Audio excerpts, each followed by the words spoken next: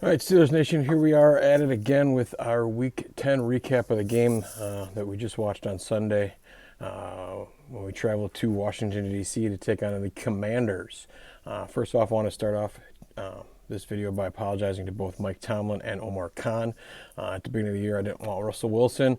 I didn't want Justin Fields for what they wanted originally, but I was happy we got him with what we did. And then I also didn't want us to go to Russell Wilson when Justin Fields was playing as well as he was.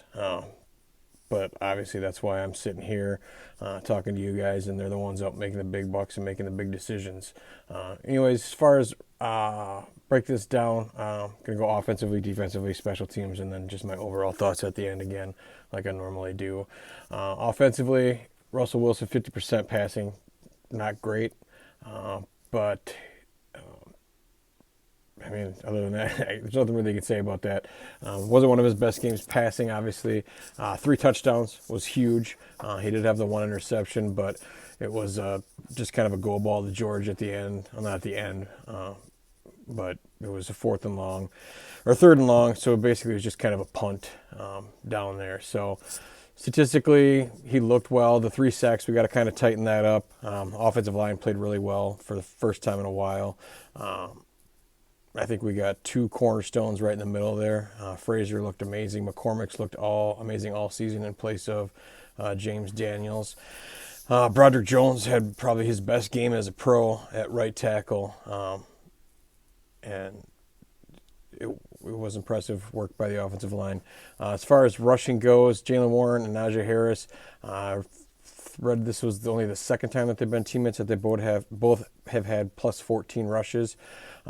Jalen led the game with 66 yards. Najee got hurt there towards the end. Jalen also had that fumble. Should the play have been blown dead, in my opinion, kind of. I mean, he's a hard runner, but at the same time, he was held up for a while. But you live and you learn. Then as far as receiving goes, George Pickens with a huge game. Great touchdown reception. Made an adjustment in the air and just probably one of the best catches you'll see all year. I know it's not going to get the pub, a lot of them, the rest of them are, but just the way he was going one way and then turned the other way in midair, pretty amazing. New addition Mike Williams didn't get a lot of snaps, but the 1 snap that he did get that counted the most won us the game. So he had 9 games with Aaron Rodgers, couldn't connect on 1 touchdown. He's got 1 pass from Russell Wilson, and he's got a touchdown there. So Pat had a decent game, 3 receptions. We didn't really spread the ball around too much. But like I said, Russell had a rough day going 50% out of the box. So we have that going for us. Defensively, typical Steelers game. Bend but don't really break. We gave up a lot of points. 27, I think, is the most we've done in a while. But you had a high prolific offense in Washington, and I mean, you basically held them in check. As far as Jaden Daniels goes, you know, he's kind of a guy that you feared to run a lot, and I think he had 3 carries for 5 yards. He was also very pedestrian, 50%, no touchdowns, 3 sacks. So the Steelers did really well on defense. They did give up some big chunk rushing yards to the other guys. Obviously, if you're watching that RPO and you're making sure that Jaden Daniels isn't going to kill you, who's going to kill you more than Austin Eckler or Jeremy Nichols will. Not very productive days out of those guys, but like I said, they did have moments. Receiving, Scary Terry had a game that he doesn't normally have, or that Joey Porter doesn't normally give up. But Joey Porter seemed to be a little rough on his island this week. And also, with Dante Jackson going down, it kind of opens up the other side. And, sometimes it wasn't always necessarily Joey on Terry McLaurin. But, you live and you learn. Your big receivers are going to have big days from time to time, and you can't always shut them down. Cam Hayward, what a beast. To all you people that don't want to pay him this offseason, I wanted to pay him, and I'm glad we did. 2 sacks. And then also you had Preston Smith in his Steeler debut getting a sack. Out of all the offense or all the defensive guys, he probably had the best line, especially linemen. Eldon Roberts, your big run stopper in the middle, had a big day. 4 tackles, solo tackles, 5 total. T.J. Watt didn't have a stat, pass defense, and it's the first time I think I read since like his freshman year in Wisconsin where he hasn't had a stat line, which is crazy.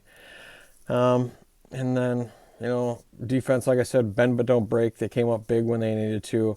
I know a lot of Washington Commander fans are complaining about that first down, but you look at the play, the line isn't necessarily 100%. And once you slow it down and actually where he's contacted and he comes in contact with another player and he has control of the ball, he's short of the 41, which is what he needed. He came back towards the ball, which if it's under your own volition, you lose those yardage. I mean, as a Steelers fan, we've seen that time and time and again with a guy that's over in Baltimore nowadays. But you try to make those extra yards by going backwards, you're not going to necessarily make them up. Patrick McQueen is finally starting to come into his own. Took a while to get that Baltimore stink off him, but man, he moves around fast. He gets to the ball quick, sideline to sideline. I think he's obviously middle linebacker number 1. And like I said, Eldon Roberts, he's your run-stopping middle linebacker. And then Peyton Willis didn't have a big game, but once again, he gets the chance to get out there. And in those passing situations, he's got good sideline to sideline coverage as well. Special teams. What can you say? Everybody's going to bag on that fake punt. But James Pierre catches that. We're not talking about it. It's an amazing play. It's ballsy. It's get all the accolades. It didn't work out, so now everybody's bagging on it. I thought it was a little early, a little far down in our end zone, or our zone to call it. But like I said, he catches it. He said all week he caught it. This is the only time he dropped it. I mean, obviously on the big stage, that's where you want to catch it. But the play was open. It was a good call. It was a good time to call it. You got to complete it. And then as far as the rest of the special teamers go, not many, kick returns. Washington is known for making you return the ball. Nothing spectacular happened there. Jaylen Warren had a decent 35-yarder. But other than that, nothing really spectacular to talk about. Calvin Austin did have a decent punt return, but he did go down, I think, with a concussion. And then I just saw that we had just signed Jamal Agnew as well, who's an all-pro returner. I mean, granted, it was 5 years ago, but that might indicate where his injury is at. And then Chris Boswell, I think it's the first time since early 2021 where he hasn't kicked an actual field goal. But he had 4 extra points. Corliss Waitman, 5 punts, 42.4 yard average, 3 inside the 20. Not much to talk about there. It's relaxing. It's refreshing to have a punter that that doesn't cost you games or doesn't have, a 25-yard shank off the side of his foot. So Corliss Waitman has come up huge. Injury bug, as far as I talked about already, Calvin Austin seems like he may be out a little bit with that concussion, if that signing is any indication. And then other than that, I haven't heard much about Dante Jackson as far as when he left. I don't think he came back into the game. And then obviously the big one too, Highsmith. That didn't look right. His ankle rolled over pretty well. From what I'm hearing, it's a high ankle sprain, 2 to 3 weeks. He'll be out. But Preston Smith, like I said, had a great game stepping up, and it's about time that Herbig comes back. He's been out for a while. I think he trended upwards last week. I think it was like a late scratch this week that he didn't play. So other than that, overall thoughts of the game, I like the tempo. I like the play calling. I think this offense is starting to come into a groove. The offensive line is starting to click. Hopefully we don't lose another guy to an injury. I think, obviously, Frazier just came back this week, so we haven't had that consistency on the offensive line that you need to get them to click, but they look good. And then, defensively, another bend but don't break performance. Not a lot of turnovers. I don't even know if we had any turnovers. Oh yeah, the muff punt. We did have one. So we had 2 turnovers that we committed.